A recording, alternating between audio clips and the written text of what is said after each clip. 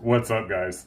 Again, I mentioned last Q&A video, time constraints. I've been a busy man, so YouTube takes a back burner. Sorry it takes so long to get these up these days. I've been trying to upload some shorts just to have something my channel be active. But anyway, happy to get to this today.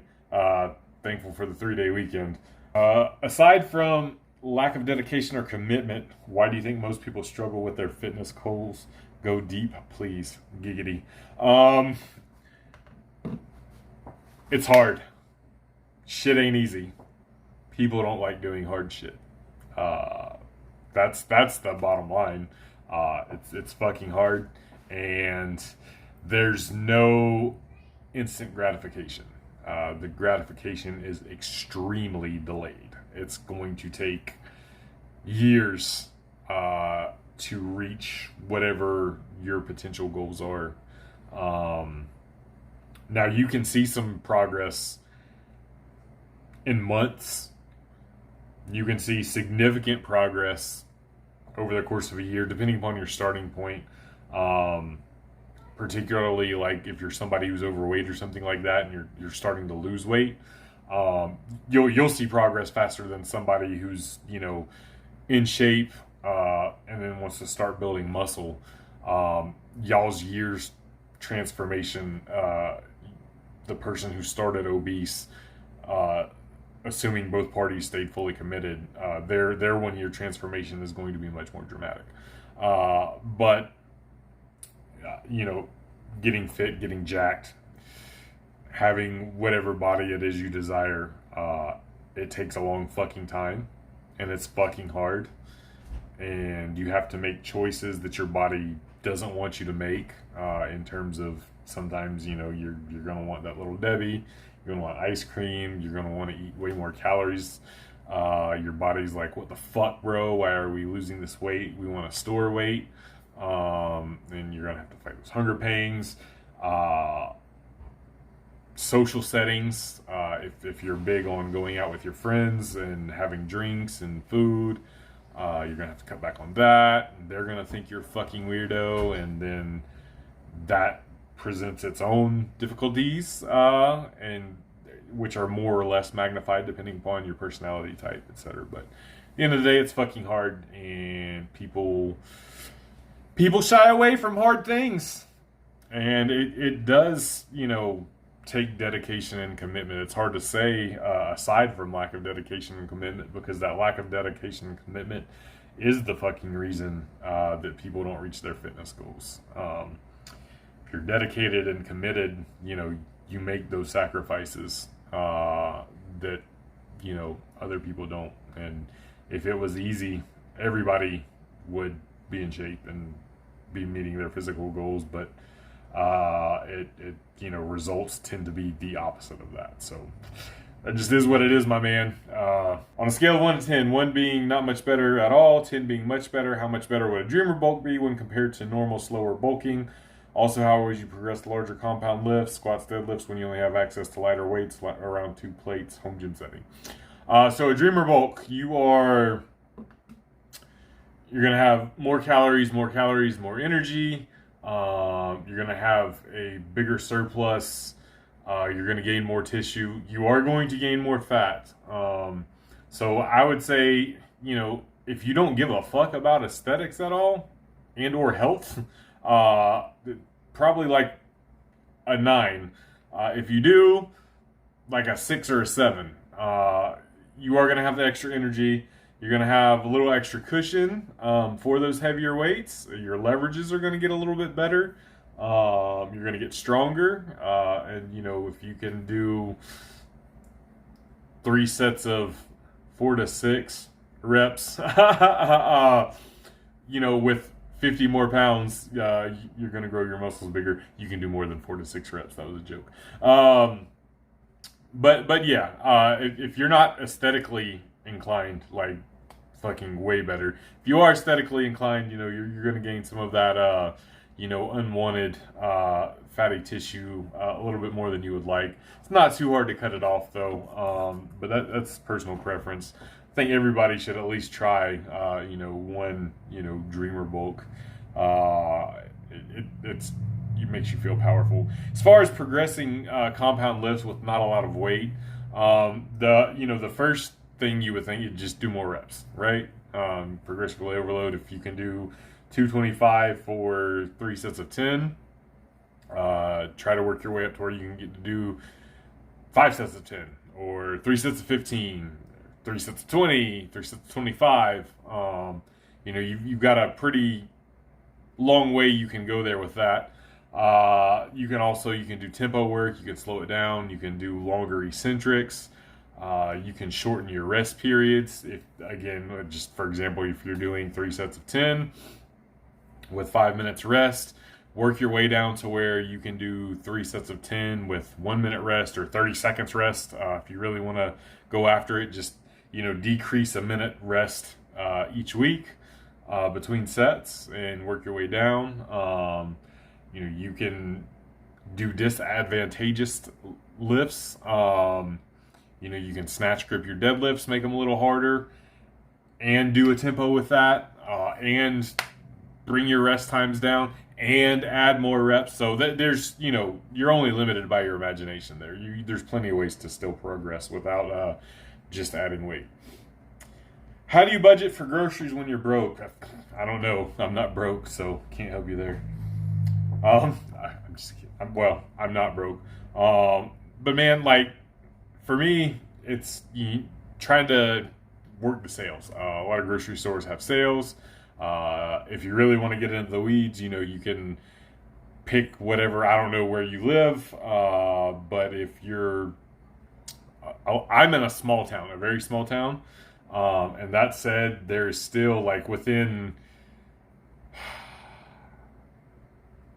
10 minutes, 15 minutes. If I stretch it out to a 15-minute drive, I don't know, there's probably 7 or 8 grocery stores I can go to. So, work the sales. Obviously, a lot of staple foods. Eggs, I know egg prices, they're still relatively cheap for what they are. Rice, of course, is super cheap. Potatoes are cheap.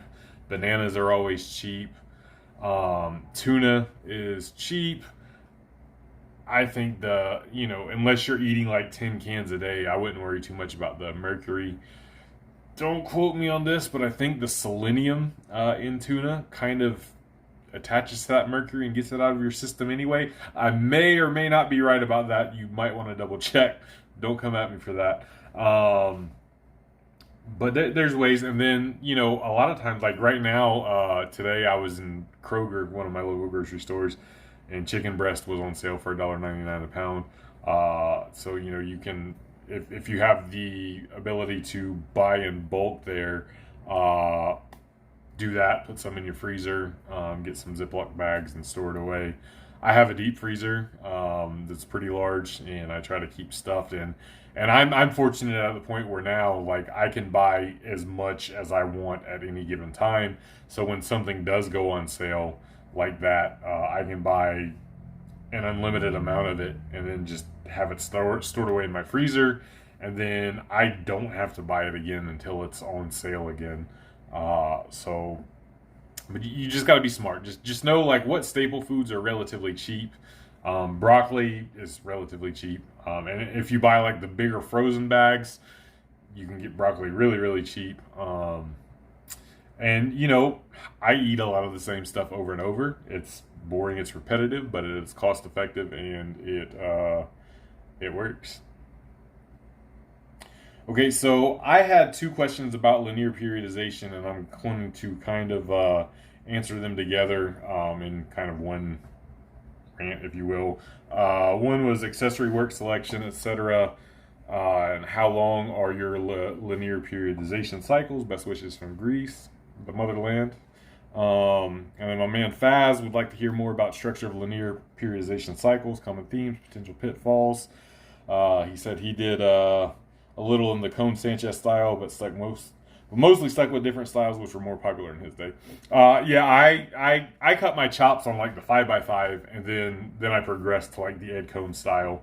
And now I do more like a Western block linear periodization is generally what I'm using mostly for my clients. My training right now is unstructured as fuck. I'm just fuck around itising until I'm depleted and feel like I've had a good session that day.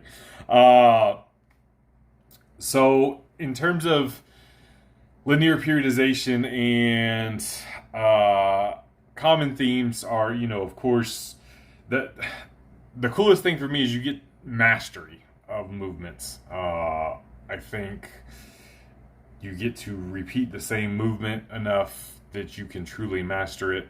Some other forms of progression, I think a lot of people pick like variations of movements in terms of powerlifting anyway, and they kind of get off a little too far off path to their own downfall. I think the lifters who have success with conjugate in something specific like powerlifting have figured out not to stray so far off the path. I know there for a while on YouTube, conjugate got really popular, and it was back in the day of when you labeled something a PR, it got more views. So with conjugate, you had all these selection of max effort lifts, and when you're just doing a different max effort lift every week and you get to call it a PR because you've never done this lift before, it made for more views and stuff. So I like with linear periodization that you're sticking with the same lift for a bit, and you get a chance to master it, which in turn is also one of the biggest pitfalls. Is it can be boring, it's redundant. If you like video games, like JRPGs in particular, something like the old Final Fantasies, like the Nintendo, Super Nintendo era is where I'm from. If you liked grinding levels and being over leveled to win, which is what I did, this is linear periodization is for you, because that's essentially what you're doing. You're over leveling yourself in the same area for extended periods of time. As far as like how long my cycles are, my training cycles, and this I'm speaking in terms of my clients. I don't put like time caps on them. Everybody I do an 8-week intake, and that is time capped on that 8 weeks. But after that, I do use blocks, but it's not necessarily going to be 4 or 6 or 8 weeks. I let the lift run its course. I typically start pretty conservative and give a long runway. Sometimes it might be 4 or 6 weeks. Sometimes it might be 16 weeks. If the lifter is progressing adequately and the trend is not slowing down, much less plateauing, I'm not fucking changing it. We're going to keep riding that train until the wheels fall off. Now it takes a little bit of time with a lifter to learn them, and sometimes you're reactive at first, but after you kind of learn the lifter and how well they recover, and you'll start to notice trends. And typically with a given lift, after you've repeated it few times in training cycles, you'll kind of know how long they can do a lift in a particular rep range before it needs changing, and then you can start to get ahead of it after that. But I like being able to master things, and we typically we'll work a lift in a certain rep range, and then we'll look at decreasing reps or sets as we go, if we're working on strength, of course.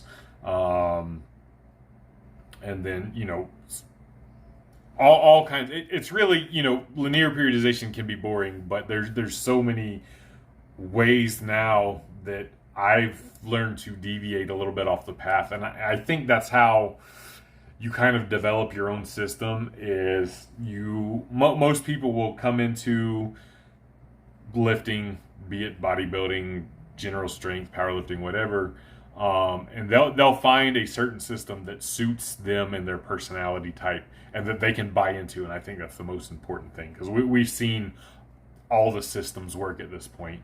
But which one are you going to buy into? And I bought into linear periodization. That made the most sense to me. It fits my personality type. I am a, here's a brick wall, here's my head,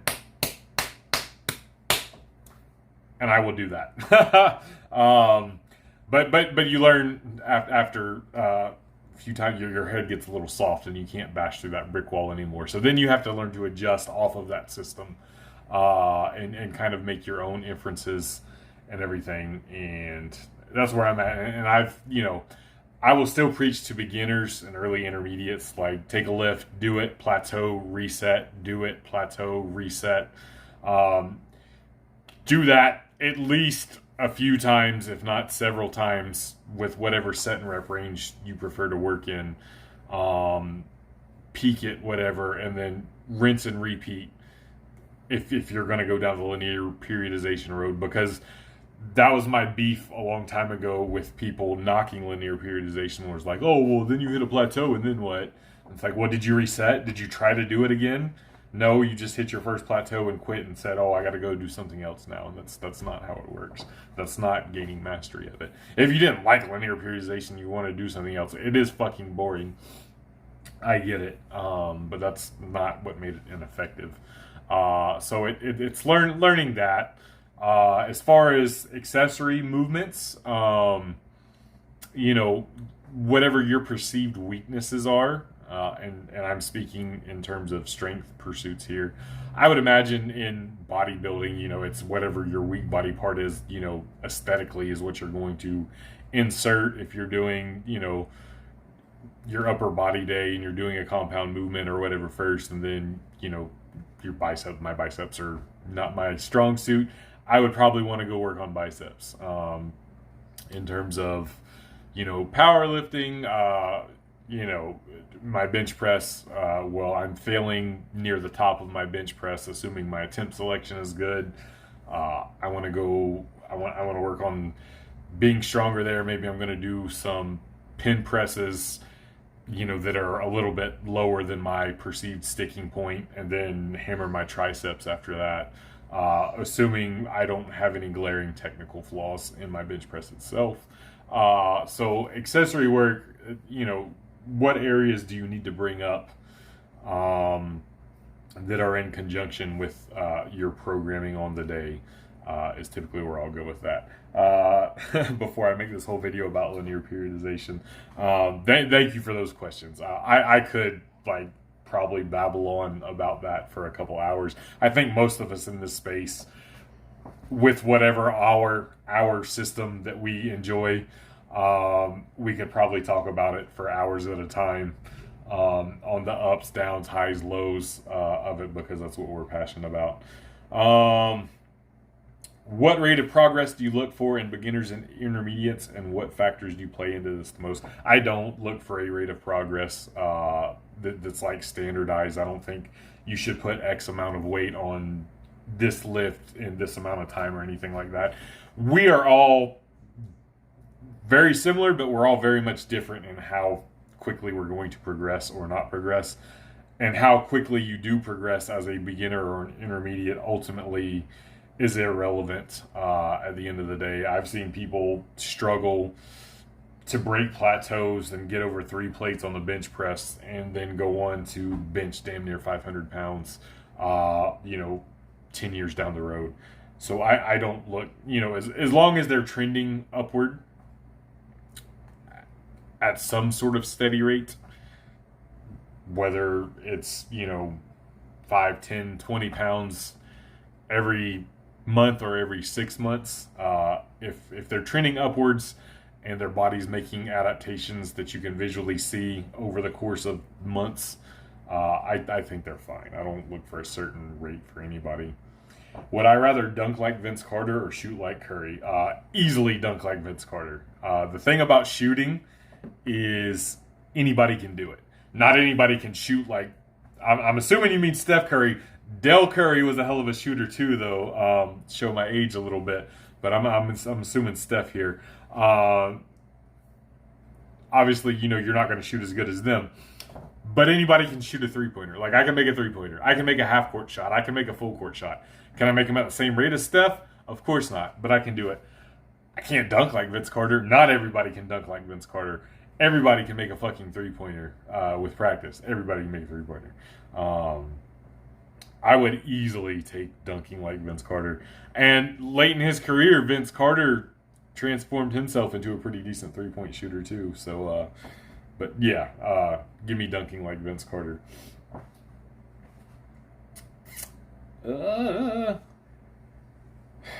What's your take on adding weight purely in the form of fat helps your lifts? Like, it's not contractile tissue, so it's just stuff like reducing ROM on bench because your chest and upper back are more thick on the bench. Press boosting numbers. All right, so here's the deal. I don't think anybody is going to purely put on fat if they're lifting weights actively. So first and foremost, I don't care like how big of a calorie surplus you're in. If you're lifting weights, it's not going to be purely fat. You're going to be building muscle along with it. Now, the reduction in range of motion is certainly going to help. Don't get me wrong. But it's not. If you just slabbed like 4 inches of fat on somebody's chest and they haven't trained that shortened range of motion, there's a chance that short term, like the very next day, they're not going to bench as much. If you've never done like a board press or even a slightly elevated pin press, even though the range of motion is reduced, there's a good chance you're going to get stapled the first time you do it. If you try your bench 1 rep max with a board press or a slightly elevated pin press, you're not going to be able to move it because you've previously only been going through that range of motion with momentum already off your chest. You've never worked that range from a dead stop. So if you just hypothetically just put that slab of fat on somebody, short term, it's not going to help. Now, long term, obviously, once you get used to that reduced range of motion, probably going to help a little bit. And, somebody who is actively lifting weights, they're building muscle in conjunction with gradually shortening the range of motion over time, so it's certainly helping there a little bit. But just pure fat for the sake of being pure fat, I think a lot of people conflate that with and there's too much in this range of motion space anyway. Just shortening range of motion for the sake of shortening range of motion doesn't necessarily mean de facto that you're going to be able to move more weight by virtue of that. So, yeah, there's that. I'm going in for surgery to fix an umbilical hernia. How would you approach recovery and how exercises strengthen the ab wall? I would listen to whatever my doctor says. That is outside of my wheelhouse, and I am not afraid to admit that. With some time now, you've been out of 300 body weights. Have you already accomplished all the goals you set out to do in powerlifting? I know you've already accomplished way more than you originally thought you would ever do, but along the way, you end up having numbers on individual lifts or totals you wanted to do but haven't hit yet. I remember 1950 at 308. If the grip didn't give out on 700, you would have told 2,000 a long time ago. I would have. I appreciate you, man. My man Calca, fucking super OG. We go way back. As part of the old YouTube lifting crew, I've always wondered if you go big one last time. I always believed you have the potential to squat and pull deep into the 8s, bitch 600 and total 1,000 kilos as a super one day if you really wanted to commit to it. I appreciate that. I don't know if that even interests you anymore. Also, does anyone ever know what happened to Mitchell Tom? I don't, man. Mitchell Tom was a fucking beast. My man was just on his back porch down in Georgia somewhere fucking reverse gripping 500 pounds for fun. No, I'm done being big. No regrets. I started off, I wanted to go 600, 500, 700. I hit all those. I went over 500 on bench, and I went well over 600 on squats. And I think, if certain injuries didn't happen, which was, mostly my fault, and then certain life issues, which, are out of our control, I definitely think I could have squatted mid 800s. Deadlifting, I don't know. Maybe I could have approached 800 one day. That would have been tough, but I was really starting to find my groove with deadlifts too. And benching, I think given more time, maybe 600 was there. I don't know that I could have gone deep into super heavies. Typically, if I held like 310 ish pounds for longer than a couple of weeks, I always ended up getting sick. I couldn't hold on to that weight as long as I would have liked to really make that sort of run. But I'm definitely done. I even considered, during while I was cutting, I was like, look, I'm going to cut down.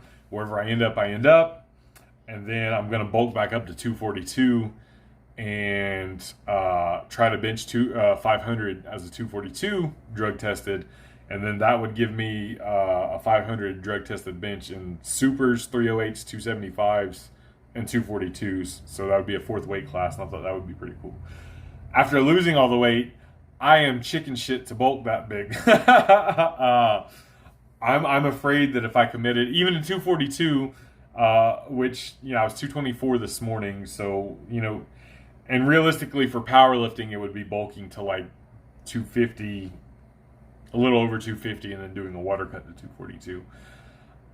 I'm just terrified that I would get some of those old habits back, and it would take me back beyond that. And I feel so good at this weight.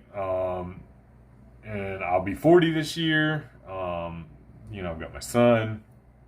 I enjoy running around with him. I'm the in shape dad at anywhere we go with him. And I've taken to that really well. I'm probably going to do the typical YouTube thing and start doing jujitsu this summer. My son's been doing it for a couple years now. I've been working in the background on some things, some finances, budgeting, etc.